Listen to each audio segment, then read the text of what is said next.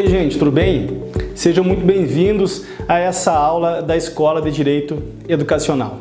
Antes de dar início, eu quero agradecer a visita, agradecer a todos os amigos e amigas que estão nos acompanhando, que estão curtindo, que estão compartilhando as nossas notícias, as nossas informações e dizer que é realmente uma alegria muito grande ver a Escola de Direito Educacional crescendo do modo como a gente vem acompanhando nos últimos dias aí, nesse último mês. O tema objeto dessa aula é judicialização da educação. Eu pretendo argumentar com vocês que esse fenômeno é um fenômeno recente, não tem mais de 15 anos, e ele vem num crescente desde o seu início.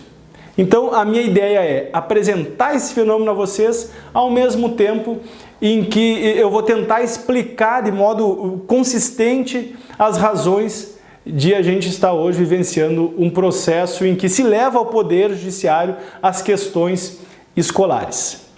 Vamos lá? Bom, só um parêntese, essa exposição vai ser enviada por e-mail de vocês, então vocês não precisam se preocupar em fazer grandes anotações, preocupem-se em me ouvir e eventualmente discutir comigo em outros fóruns ou mesmo nos comentários abaixo. A gente está à disposição e a gente quer mesmo fazer essa troca. Bom, para argumentar a questão da judicialização da educação, eu trago 5 fatos que tornam o tema algo quase inquestionável. Um primeiro fato que diz respeito a esse movimento de judicialização da educação é que existe efetivamente uma preocupação crescente dos operadores do direito sobre questões educacionais. Se a gente observar a produção acadêmica na seara jurídica, a gente vai perceber que boa parte desses operadores estão discutindo, por exemplo, violência escolar. E a gente percebe que uma das propostas fortes aí para resolver a questão da violência escolar está vindo do povo do direito, né? Através, seja da justiça restaurativa, seja através da mediação de conflitos. O que eu quero pontuar com os amigos e as amigas é que cada vez mais o pessoal da seara acadêmica do direito olha para a escola e vê nela um locus de análise, um locus de intervenção, eventualmente. Se fosse só esse evento, eu concordaria que não estamos falando de um movimento de judicialização das questões educacionais. Mas esse é apenas o primeiro ponto. Vamos para o segundo. Desde 2010, pelo menos no Rio Grande do Sul, mas a gente percebe esse movimento no Brasil inteiro, existe uma crescente preocupação do Ministério Público sobre questões educacionais. Eu digo desde 2010 porque nesse período o órgão Ministério Público criou um departamento específico para tratar questões educacionais. No restante do Brasil esse movimento também é verificado e é interessante notar que, digamos, há 20 anos seria impensável pensar que promotores de justiça estariam debruçados sobre os dados da educação brasileira, sobre dados regionais de educação, sobre dados municipais. Posso dizer às professoras e aos professores que hoje eles estão. Isso significa que cada vez mais questões ligadas a políticas públicas na educação e questões cotidianas da escola serão sim investigadas e analisadas também sob o crivo do Ministério Público. Queridos, um parênteses, eu sou formado em História, depois eu fiz um mestrado em Educação pela Universidade Federal do Rio Grande do Sul e depois eu segui a carreira jurídica, fiz faculdade de Direito e atuo na advocacia. Quando eu me formei em História, ou mesmo quando no meu mestrado, discuti a possibilidade de o Ministério Público incidir em práticas escolares e se preocupar com esse assunto era simplesmente impensável. Hoje é uma prática. E vê bem, aqui não vai nenhuma crítica. Toda a incidência, toda a preocupação com a questão educacional nos parece importante. E eu estou só sinalizando que a aproximação entre o mundo do direito e o mundo da escola cada vez mais se faz presente. O terceiro ponto que eu destaco muito relevante é uma verdadeira avalanche de ações judiciais envolvendo o contexto escolar. Professoras e professores, acreditem no que eu estou dizendo. Desde 2009, desde 2010, desde 2011, 2011, existe um movimento muito forte de se levar ao Poder Judiciário através de ações judiciais, seja ações promovidas pelo Ministério Público, seja ações promovidas por pais, seja ações promovidas pelo conjunto dos professores, as questões que antes eram resolvidas dentro do ambiente escolar. Isso é ruim ou isso é bom? A questão ela pode até ser abordada na sequência em outro momento. O que eu quero aqui chamar a atenção é que isso é parte de um movimento que ora a gente chama de judicialização da questão educacional. E eu estou evidenciando a vocês que isso é uma questão de natureza prática, concreta, não se trata aqui de questões meramente teóricas ou meramente filosóficas ou acadêmicas. O quarto ponto que eu utilizo para ilustrar esse fenômeno é o próprio movimento Escola Sem Partido, um movimento que tem origem em São Paulo e que repercute hoje de um modo ou de outro no Brasil inteiro. Qual é a estratégia adotada pelo movimento Escola Sem Partido? Uma das estratégias, quiçá a primeira, se a gente observar pelos sítios, pelos veículos que eles transitam, é a notificação do professor. Uma notificação de natureza intimidatória, uma notificação que do ponto de vista legal é muito discutível. E a gente inclusive escreveu um artigo a respeito. O que importa sublinhar aqui é que é uma notificação cuja carga é legal ou ilegal, eminentemente jurídica. E por último, para sublinhar esse cenário, para desenhar esse cenário de judicialização da educação, a gente tem também a questão dos conselhos tutelares que cada vez mais analisam a temática educacional, não só sob o prisma da inclusão ou exclusão do estudante, mas a partir de variados outros aspectos. Perfeito? Caracterizado o fenômeno, espero ter convencido essa minha audiência querida de que ele existe. Se alguém ainda desconfia que esse fenômeno não é uma realidade, eu convido a visitar os tribunais de justiça no link jurisprudência, escrever escola, escrever educação, escrever responsabilidade civil, escola, que vocês vão perceber essa realidade. Eu quero tentar analisar esse fenômeno, eu quero tentar compreender junto com vocês isso que eu chamo de aproximação do mundo do direito com o mundo da escola. E eu digo isso para ser cauteloso. Então, sendo cauteloso, existe uma progressiva aproximação entre o mundo do direito e o mundo da escola, visível e de abrangência nacional. Então, até meados do século XXI, o próprio Ministério Público, o próprio Conselho Tutelar estavam ocupados com questões como expulsão de estudante. Existia um desconforto dos órgãos de justiça da infância e juventude sobre a expulsão, sobre a exclusão escolar. Digo, meus amigos, esse tema já está superado. As questões hoje abordadas por estes órgãos dizem respeito a, quem sabe, a inclusão cognitiva, mas especialmente a inclusão de portadores de necessidades especiais. Também se discute a questão da avaliação. Já havia discussão sobre alunos em sala de aula, enfim, alunos por sala de aula, enfim.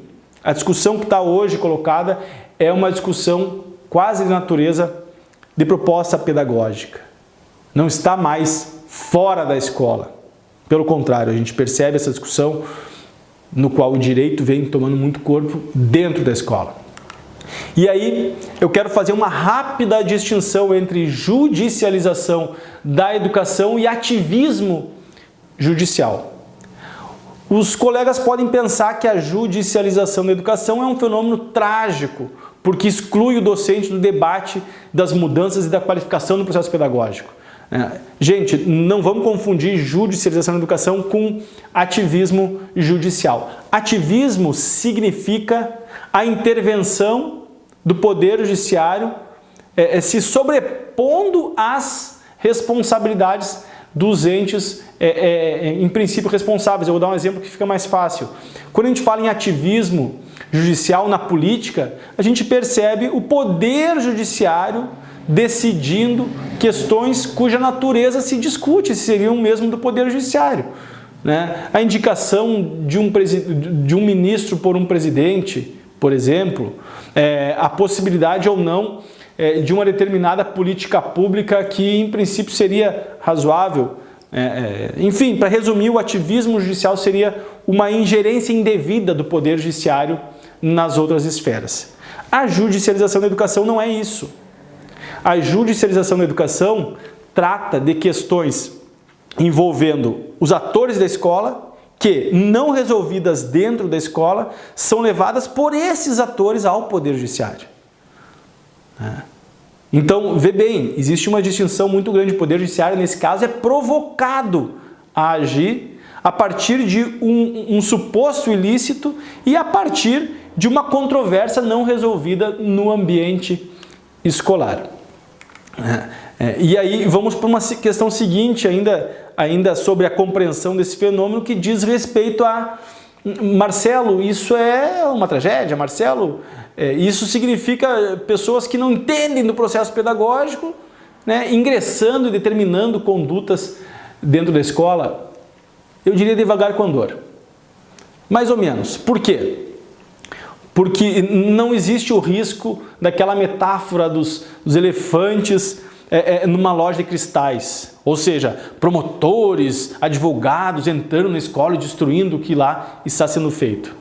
Eu não vejo esse risco. Eu vejo que, em princípio, tirando algumas exceções, como escola sem partido, as pessoas, os atores estão envolvidos em qualificação dos processos pedagógicos.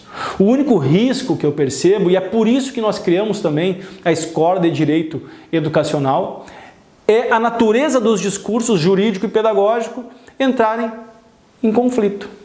Por quê? Porque o discurso jurídico é quase antagônico ao discurso pedagógico.